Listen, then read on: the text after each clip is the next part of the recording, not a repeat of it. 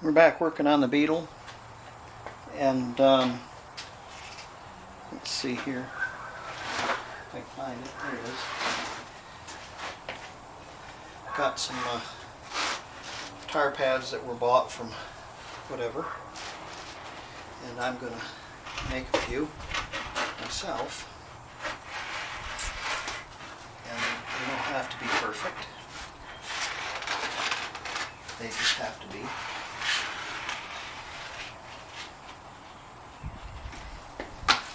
Now, that's pretty thin right there. I understand. But you get 6 or 8 of them together, and you put 3 or 4 more underneath the ones that you have. That's all the more insulation for your car. And I don't think that would hurt one bit.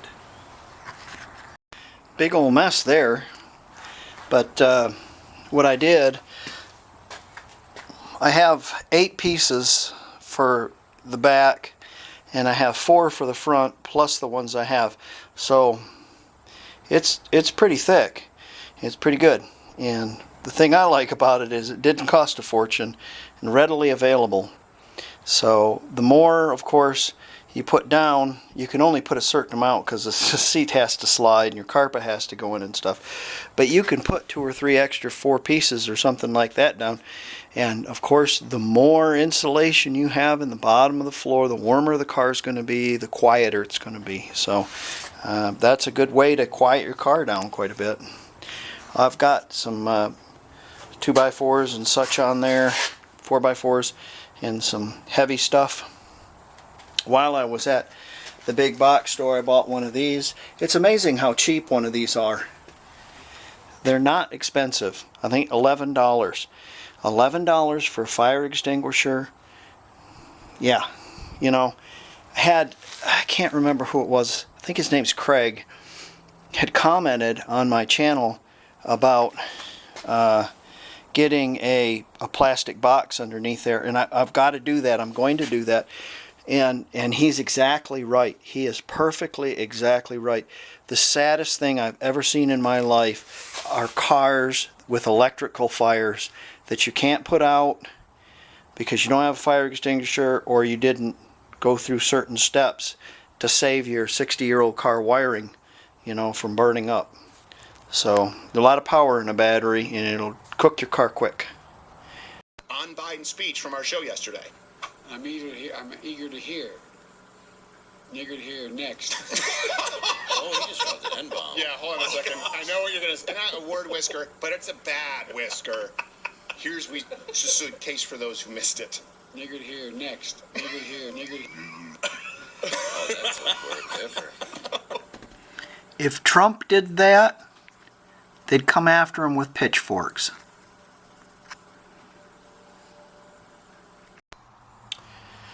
Enough of that. Back to the Beetle. Okay. I want to show you something here. I don't know if I've showed you this or not. There's 3 marks here. Okay, this is the original pulley, and this is an H5 engine case. And it's the correct engine for the car. It's the engine for the car. 69. All right. And the suffix for the 205 distributor is a T, as in Thomas. The one on the left is 0. All right. Now,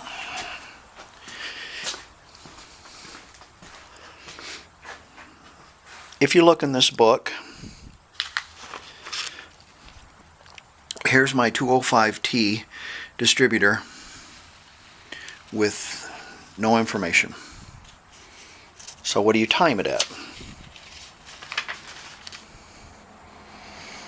So 70 cars and fuel injected cars with automatic stick shift is 0. Okay, because it has 3 numbers. Now, if it had 2 numbers on it, or 2 notches on it, it would be 7.5 or 0 and 7.5 or something like that. But it has 3. So,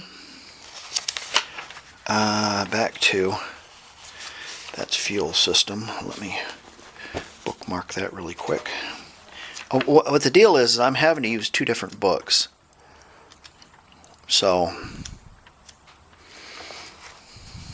let's see if I can find it again. Okay, here's the distributors. Now, have an H5 case, but the distributor is an M and a P prefix, suffix. And it shows 0 on that too. So I'm assuming that my engine is timed at 0. And it says 1553 horsepower, H case with exhaust emission control. Which brings me to this. I got this in the mail today. Isn't it lovely? Isn't it the most beautiful thing? Well, I mean, it's, you know. So, some things that I opted for was replating. And I opted for a screw-in barb inlet. And this has a blueser valve on it. No, it's not a blueser valve. Brian's laughing right now. This is an exhaust emission control throttle positioner. Okay, and the blue book goes into that.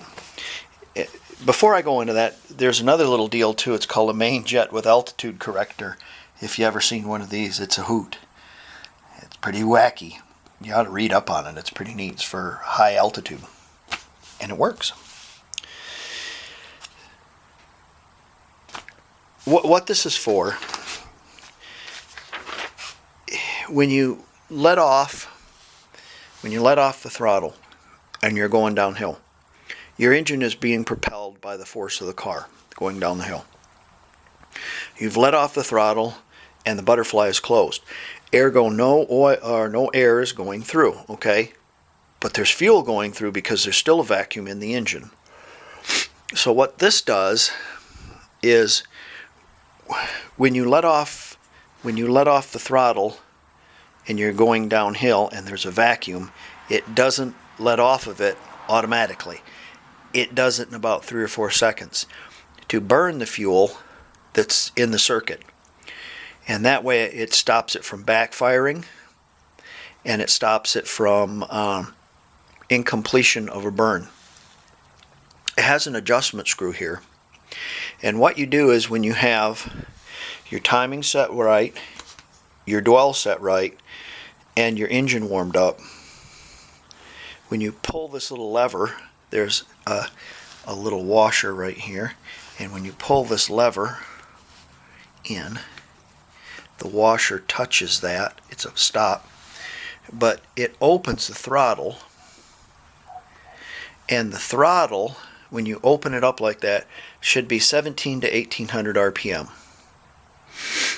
And then when you rev it up to 3 grand. You have everything set on the carburetor first, right? Okay, your fuel mixture, your distributor's plugged in. You're about 850 RPM. You rev it to about 3 grand, and your choke is off, all the way off.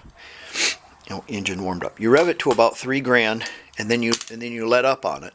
And what it should do is it should come off of high idle and down to about 15, 17 to 18, somewhere in that, and then take 3 or 4 seconds to come off.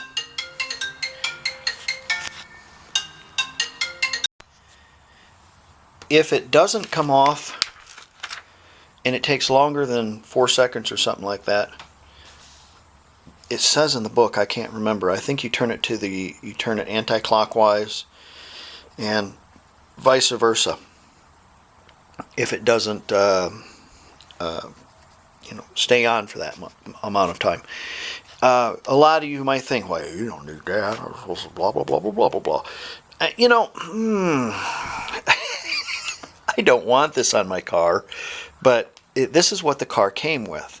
And to open up the hood on a 69 and see this lovely little device, this has been replated and it still works. and it's 50 years old. It's pretty cool. Okay, let's get this gadget on the car. What's the word I'm looking for? Never mind, I'll think about it later. Okay, a shout out to Tim Robson. He did a fantastic job on my carburetor. There's his information, and his website is volksbits.com. Okay, let's get the gadget off.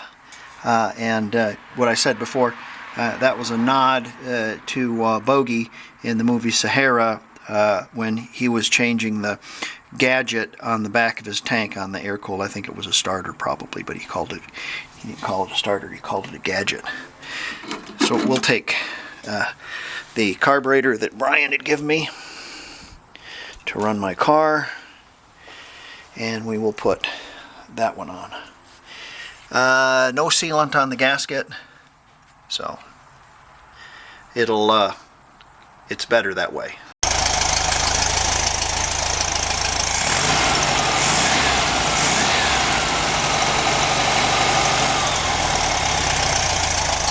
Alright, that's straight out of the box.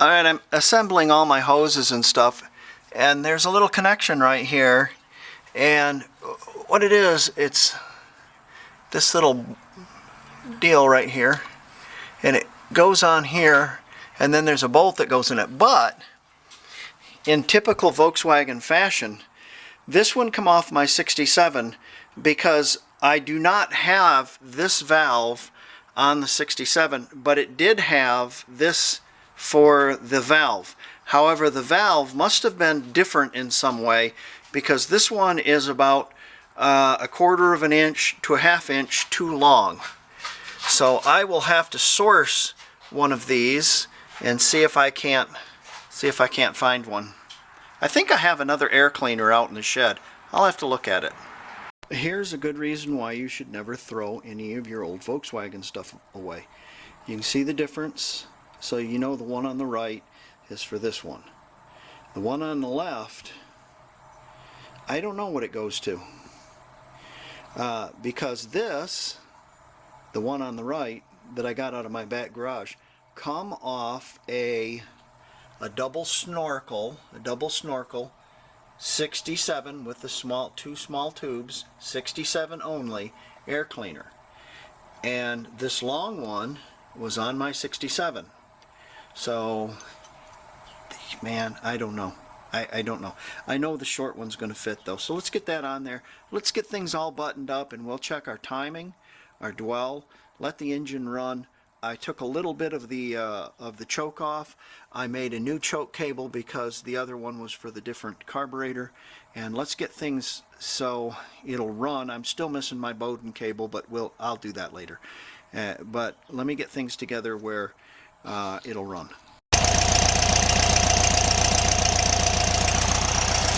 Hey, we're about 850 RPM. Here's our dwell.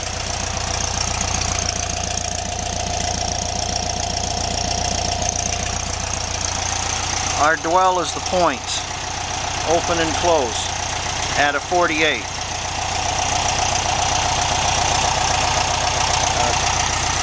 48 on the dwell. I think it's 46 to, I can't remember what the book says, but it'll run out of gas.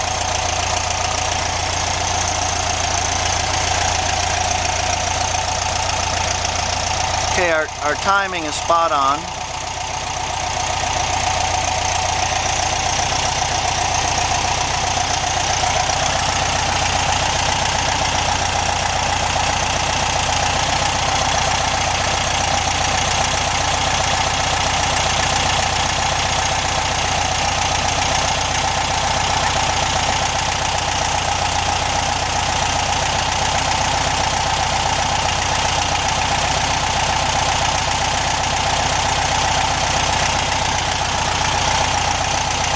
Might lose you, my battery light's on.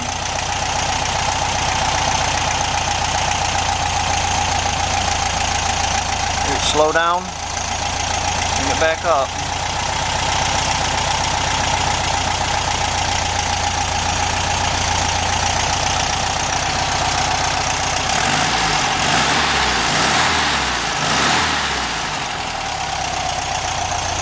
Okay, let's check the blueser valve and see if it's working.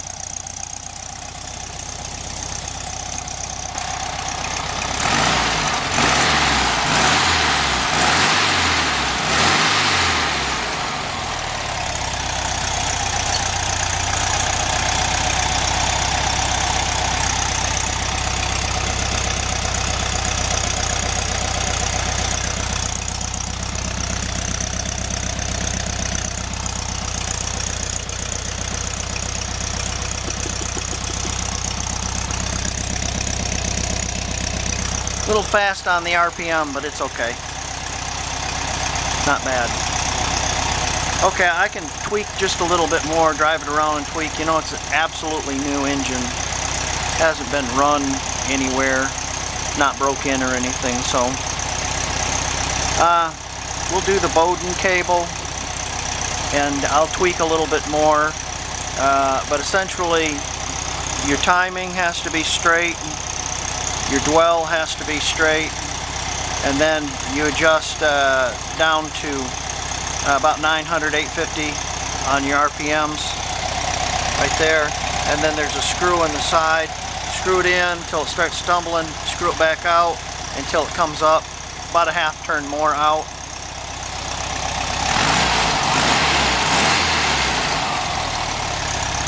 I think it's brilliant. I think it's spot on perfect. Okay, tuning of engines with exhaust emission control system. That's with this valve. Engine warm, 850 RPM, volume screw to the right until it starts to drop. Turn volume screw to the left until engine runs fastest. If necessary, regulate engine speed again with idle adjusting screw. Connect a tachometer. Hold an open end wrench behind this bolt right here, and pull it forward, and you should get 17 to 1800 RPM, which we was. And it said increase engine speed to 300 RPM, stand on your hand and recite the Lord's Prayer while baking a cheesecake. No, release the throttle valve lever and count the seconds the instant you release the lever and the throttle valve closes, and it should be between 3 and 4 seconds. And if it takes less than 3 seconds, you turn the adjusting screw to the right. If it's more, you turn it to the left. So we might look at that a little bit closer, and fidget around with that a little bit. I doubt that I'll do it on film, or on video rather. So great book.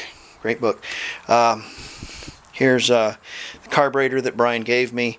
I'll put the cap on it. It will go on my shelf. Along with the newly rebuilt fuel pump that I have. I cleaned that carburetor all up.